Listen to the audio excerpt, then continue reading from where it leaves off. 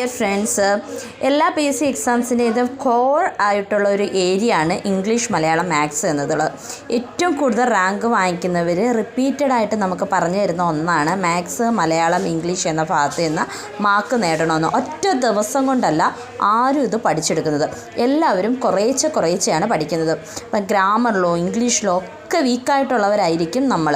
അപ്പോൾ ഒരു റാങ്കിനെ നിർണ്ണയിക്കുക എന്ന് പറഞ്ഞത് എല്ലാ സബ്ജക്ട്സിനകത്തും ഒരു മിനിമം സ്കോർ അല്ലെങ്കിൽ ആവറേജ് സ്കോർ, അതല്ലെങ്കിൽ അതിനകത്ത് ഒരു എക്സലൻറ്റ് സ്കോറിലേക്ക് വരുമ്പോഴാണ് അത് റാങ്ക് മേക്കിംഗ് ആയിട്ട് മാറുന്നത്. അപ്പോൾ നമുക്ക് ഒന്നും ഒഴിച്ചുകൂടാനാവാത്ത ഏരിയാസാണ്. അപ്പോൾ നമുക്ക് ഇന്ന് ഇംഗ്ലീഷ് ഗ്രാമറിലെ കുറച്ച് പോർഷൻസ് നോക്കിപ്പോകാം. ഇംഗ്ലീഷ് ഒട്ടും അറിയാത്തവരായാലും വളരെ പാടുള്ളവരാണെങ്കിലും ശരി, വീഡിയോ 1-2 തവണ കേട്ട് പഠിച്ചാൽ മാത്രം മതിയാകും. അപ്പം ഈ കോറായിട്ടുള്ള ഈ സബ്ജക്റ്റ്, അതായത് വളരെ പ്രധാനപ്പെട്ടതാണ് മാത്സ്, ഇംഗ്ലീഷ്, മലയാളം, മെം എന്ന് പറയുന്ന ഈ ഒരു ഏരിയ. 50 മാർക്ക്, 30 മാർക്ക്, 45 മാർക്ക് മെയിൻസിനായാലും പ്രിലിംസിനായാലും വളരെയധികം നമ്മളെ റാങ്ക് ലിസ്റ്റിൽ ഉൾപ്പെടുത്തുന്ന ഏരിയയാണ്. അപ്പം നമുക്ക് ക്ലാസ്സിലേക്ക് പോകാം. A collection of literacy work means an anthology.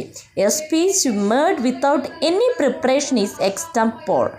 A person who eats too much is glutton. A person who enjoys the food and drink, ഫുഡും ഡ്രിങ്കും ഒക്കെ നന്നായിട്ട് ആസ്വദിക്കുന്നവരെ നമ്മൾ എന്നാണ് പറയുന്നത്? എപ്പിക്യൂർ എന്നാണ് പറയുന്നത്.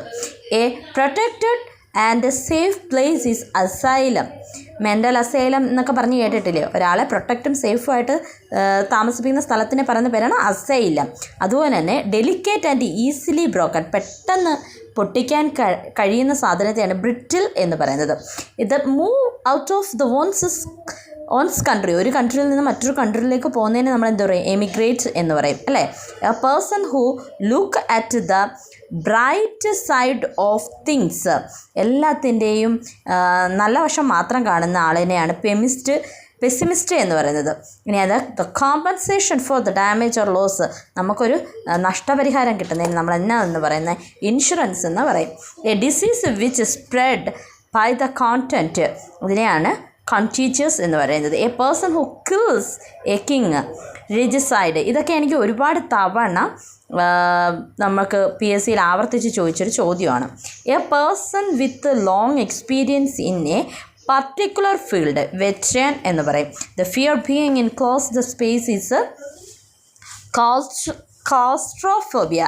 കുറച്ച്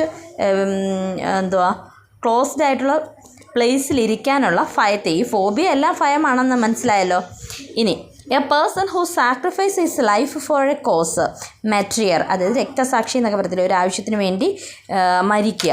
A person who takes things in A country illegally, ഒരു രാജ്യത്ത് നിന്ന് ലീഗൽ അല്ലാത്ത ഫോമിൽ ഒരു സാധനം കടത്തുന്ന ആളെ സ്മഗ്ലർ എന്ന് പറയും.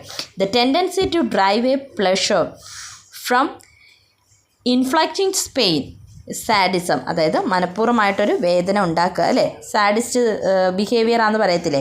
അതുപോലെ തന്നെ. A vehicle equipped for transporting sick or injured, സിക്കും ഇൻജേർഡും ആയിട്ടുള്ള ആളുകളെ എന്തിലാണ് കൊണ്ടുവന്നത്? ആംബുലൻസി. A place where bees where kept is apiary, അപ്പം തേനീച്ചക്കൂട് അതല്ലേ? തേനീച്ചകൾ സൂക്ഷിക്കുന്ന അത്. അപ്പം ഇത് ജസ്റ്റ് നമ്മളൊന്ന് കേട്ട് പഠിച്ചാൽ മാത്രം മതി. നമുക്കിതിനകത്ത് കുറേ കേട്ടിട്ട് ആദ്യമൊന്നും മനസ്സിലാവാത്തതുണ്ട്, വളരെ എളുപ്പമുള്ളതുണ്ട്. എനിക്കിത് അറിയാം, വരുമ്പോൾ നമുക്ക് നോക്കാം എന്നൊന്നും പറഞ്ഞ് ഒരു മാർക്ക് നമ്മൾ മിസ് ചെയ്യാനിരിക്കരുത്. അങ്ങനെ നമ്മൾ കളയുന്ന ഓരോ മാർക്കുമാണ് നമ്മളെ 100, 90, 80, 70 ഇങ്ങനെ താഴേക്ക് കൊണ്ടുവരുന്നത്. അപ്പോൾ നമുക്ക് എത്ര അറിയാവുന്ന ടോപ്പിക് ആയിക്കോട്ടെ, എത്ര അറിയാവുന്നതാണെങ്കിലും വളരെ സിമ്പിളാണെങ്കിലും നമ്മളത് ഒരു വട്ടമെങ്കിലും റിവിഷൻ ചെയ്തിട്ട് പോകണം. അപ്പോൾ ക്ലാസ് എല്ലാവരും വീണ്ടും കാണുക, സപ്പോർട്ട് ചെയ്യുക, ലൈക്ക് ചെയ്യുക, ഷെയർ ചെയ്യുക, കൂടെ പഠിക്കുക, സബ്സ്ക്രൈബ് ചെയ്യുക. അപ്പോൾ നമ്മുടെ ക്ലാസ്സുകൾ എന്ന് വെച്ച് കഴിഞ്ഞാൽ വീട്ടമ്മമാർക്ക്, പഠിക്കാൻ ഒരു ക്ലാസ്സിന് പോകാൻ പറ്റാത്തവർക്ക്, അങ്ങനെയൊക്കെ ഉള്ളവരെയാണ് ഞാൻ ഇതിനകത്തോട്ട് ഫോക്കസ് ചെയ്യുന്നത് കൂടുതലായിട്ടും. Okay, all the best.